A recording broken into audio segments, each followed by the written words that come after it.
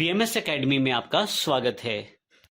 हम इसे प्रैक्टिकली देखते हैं किस प्रकार ये कार्य करेगा। सबसे पहले हम फाइल पे जाते हैं, ओपन पे। यहाँ पे सबसे पहले हम for loop 1.c को ओपन कर लेते हैं प्रोग्राम को। हमारे पास ये देखिए, हमारे पास प्रोग्राम अवेलेबल हो गया है। अब हम पहले इसको रन करके देखते हैं कंट्रोल F9 से। जैसे ही रन करते हैं देखें आपके पास हेलो फ्रेंड्स प्रिंट आउट हो जाता है और ये 50 बार प्रिंट किया गया है। मैं एंटर करके वापस आ जाता हूँ। यहाँ सबसे इंपॉर्टेंट बात ये ध्यान देने की है कि यहाँ मैंने कोई ब्लॉक नहीं बनाया क्योंकि मेरे पास केवल एक ही स्टेटमेंट थी, परंतु यदि एक से ज्यादा स्टेटमेंट्स मेरे पास अवेलेबल हो तो यहाँ मैं ब्लॉक्स का प्रयोग करूंगा। लूप को प्रयोग करने का सबसे बड़ा बेनिफिट हमारे पास ये है कि मान लीजिए हमें ये आउटपुट ज्यादा नंबर ऑफ टाइम्स के लिए चाहिए तो हमें सिर्फ कंडीशन को चेंज करना है।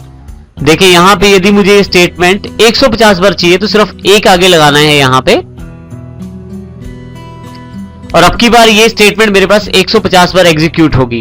और यदि मैं इस स्टेटमेंट को 500 बार प्रिंट करवाना चाहता हूं तो कुछ इस प्रकार से मैं 500 बार भी इसे प्रिंट करवा सकता हूं। तो ये सबसे बड़ा फायदा रहता है लूप्स का, जिसके साथ हम आसानी से जो कार्य करना है उसको नंबर ऑफ टाइम्स तय कर सकते हैं कि कितनी बार वो कार्य करे। अब हम यहाँ पे एक एग्जाम्पल का और अध्ययन करते हैं जो है for loop 2.c। यहाँ पे यदि आप ध्यान से देखें तो हमारे पास फिर से वही दो हेडर फाइल्स इंक्लूड की गई, void main ब्लॉक को शुरू किया गया। यहाँ हमने एक वेरिएबल लिया है इंटीजर c, उसके पश्चात क्लियर स्क्रीन, फिर for लूप में उस वेरिएबल का प्रयोग किया है इनिशियलाइजेशन के लिए जिसमें 1 है। c की कंडीशन हमने स्पेसिफाई की है 10 तक, अर्थात जब तक c छोटा है या 10 के बराबर नहीं हो जाता तब तक ये लूप चले और एक एक जोड़कर चले। हम यहाँ पे इस काउंटर को प्रिंट करवाना चाहते हैं तो देखिए मैंने यहाँ पे काउंटर इज %d अर्थात प्लेस होल्डर सेट कर दिया है और उसके साथ c को रिलेट कर दिया है और गेट ch। अब मैं इसको प्रयोग करके देखता हूं कि किस प्रकार for loop 2 हमारे लिए काउंटर की प्रिंटिंग करेगा। हमारे पास for loop 2.c पहले से ही फाइल ओपन है।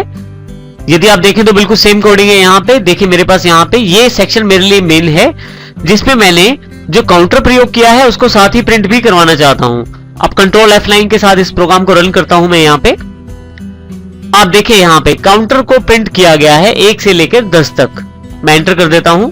इसी कार्य को यहाँ मैं 100 बार प्रिंट करवाना चाहता हूं तो मैं 100 कर देता हूं। यहाँ पे कंट्रोल F9, देखिए 100 तक इस कार्य को किया गया है।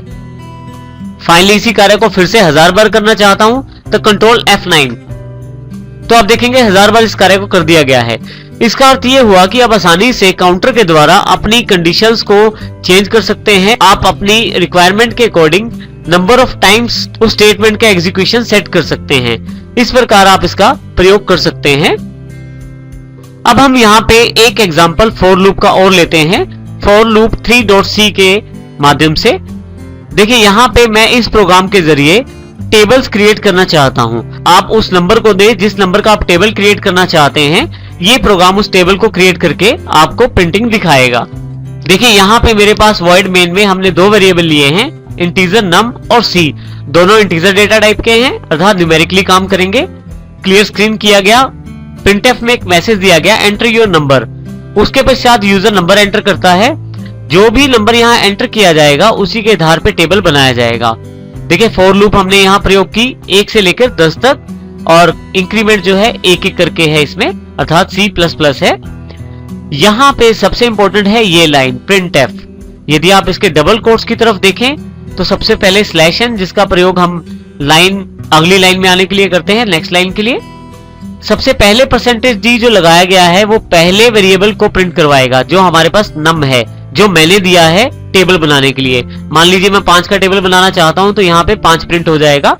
उसके पश्चात मल्टीप्लाई का सिंबल यहाँ दिया है। नेक्स्ट %d है वो c को रिप्रेजेंट करता है अर्थात काउंटर को, जो हम डिस्प्ले मैसेज में दिखाना चाहते हैं। उसके पश्चात इक्वल लगाकर हमने यहाँ पे रिजल्ट प्रिंट करवाना है। रिजल्ट प्रिंट करवाने के लिए %d फिर से प्रयोग किया है। आप यदि यहाँ देखें c के पश्चात जो कोमा है उसके पश्चात हमने num को c से गुना कर दिया है ताकि हमारे पास टेबल तैयार हो जाए।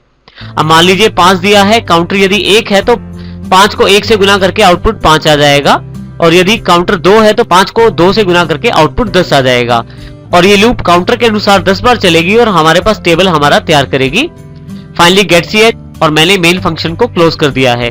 अब हम इसको रन करके देखते हैं प्रोग्राम को। सबसे पहले प्रोग्राम को खोलते हैं, file open, for loop 3.c की फाइल है, ओपन कर लेते हैं इसे। F5 करके फुल स्क्रीन कर लेता हूं। प्रोग्राम की कोडिंग बिल्कुल सेम है। यहां मैं इसको रन करता हूं कंट्रोल F9 से। सबसे पहले मुझे नंबर स्पेसिफाई करना है, जिस नंबर का मुझे टेबल बनाना है। मैं यहां 5 स्पेसिफाई कर देता हूं, एंटर कर देता हूं। देखिए मेरे पास टेबल प्रिंट हो गया है।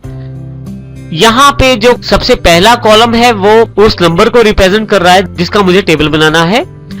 दूसरी जो वैल्यू जो चेंज हो रही है 1 2 3 से लेकर 10 तक, वो काउंटर है हमारा। और जो इक्वल के पश्चात हमें दिया गया है आउटपुट, वो प्रोडक्ट है नंबर और काउंटर को गुना करने के पश्चात आया हुआ आंसर। तो इस प्रकार हमने ये टेबल का प्रोग्राम बनाया है।